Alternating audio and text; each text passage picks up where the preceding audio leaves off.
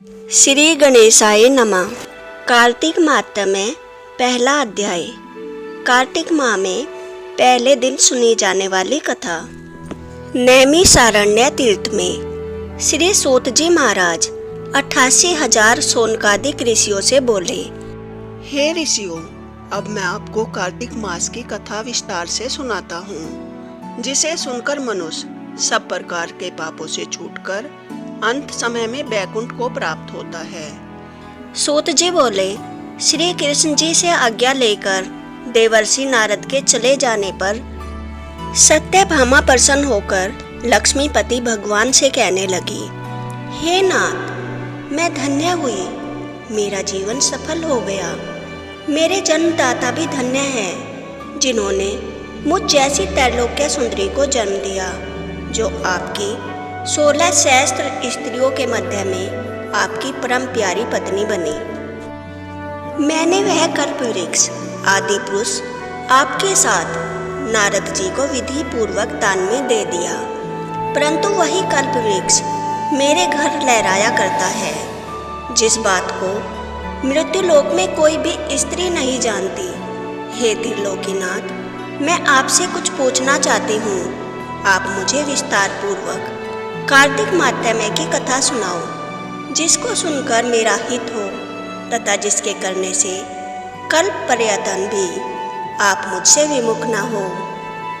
सूत जी बोले, सत्यभामा के ऐसे वचनों को सुनकर हंसते हुए श्री कृष्ण जी सत्यभामा का हाथ पकड़कर तथा अपने सेवकों को वहीं रोककर विलास युक्त अपनी पत्नी को कल्पवृक्ष के नीचे ले गए और हंसकर कहने लगे कि हे प्रिय, 16,000 रानियों में से मुझे तुम प्राणों के समान प्रिय हो। तुम्हारे लिए मैंने इंद्र से तथा देवताओं से भी विरोध किया है। हे कांते, जो बात तुमने पूछी है, उन अद्भुत बातों को सुनो। सूत जी बोले, एक दिन श्री कृष्ण भगवान ने सत्यभामा की प्रिय कामना के लिए गरुड़ पर सवार होकर इंद्रलोक जाकर कल्पवृक्ष मांगा।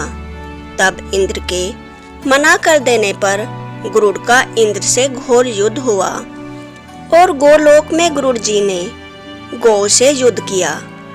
गरुड़ की चोंच में चोट लगने के कारण उनके कान और पूंछ कट करके गिर पड़े। उनके रुधिर से 3 वस्तु उत्पन्न हुई, कान से तंबाकू, पूंछ से गोभी और खून से मेहंदी। इन तीनों के प्रयोग करने से मोक्ष की प्राप्ति नहीं होती।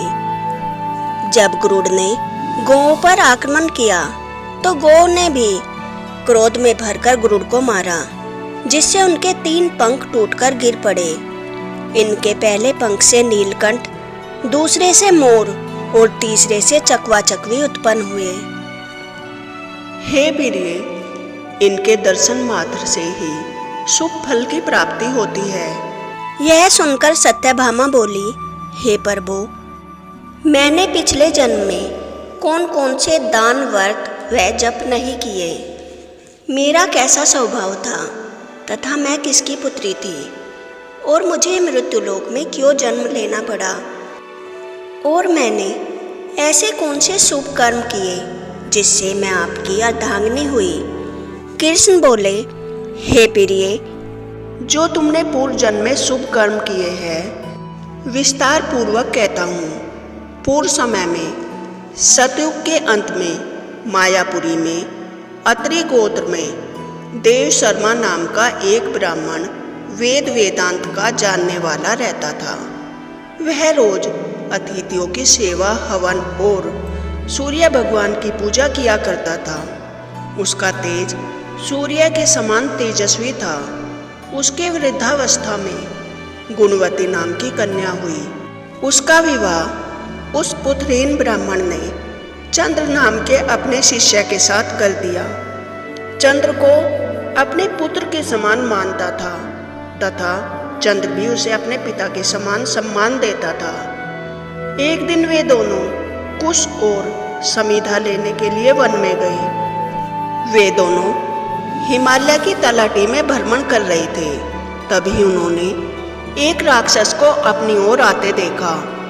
उस राक्षस के भय के मारे उनके सब अंग शिथिल हो गए। उनमें भागने की भी सामर्थ्य नहीं रही। तब उस काल के सदृश राक्षस ने उन दोनों को मार डाला। उनके धर्मात्मा होने के कारण मेरे पार्षद उनको मेरे पास बैकुंठ में ले आए, क्योंकि उन्होंने आजीवन सूर्य भगवान की पूजा की थी। उस कर्म से मैं दोनों पर अति प्रसन्न हुआ। शिव, सूर्य, गणेश जी, देवी, इन सब देवताओं की पूजा करने वाले सब स्वर्ग को प्राप्त होते हैं। मैं एक होता हुआ भी काल और कर्मों के भेद से 5 प्रकार का होता हूँ। जैसे एक देवदत्त, पिता, भ्राता आदि नामों से बोला जाता है। जब वह दोनों विमान पर चढ़े हुए सूर्य के समान तेजस्वी रूपवान चंदन और माला धारण किए हुए मेरे भवन में आए तो दिव्य भोग भोगने लगे। कार्तिक माह की पहली कथा समाप्त हुई। दूसरी कथा सुनने के लिए मेरे चैनल को सब्सक्राइब करें। जय माता दी, राधे राधे, जय तुलसी माता।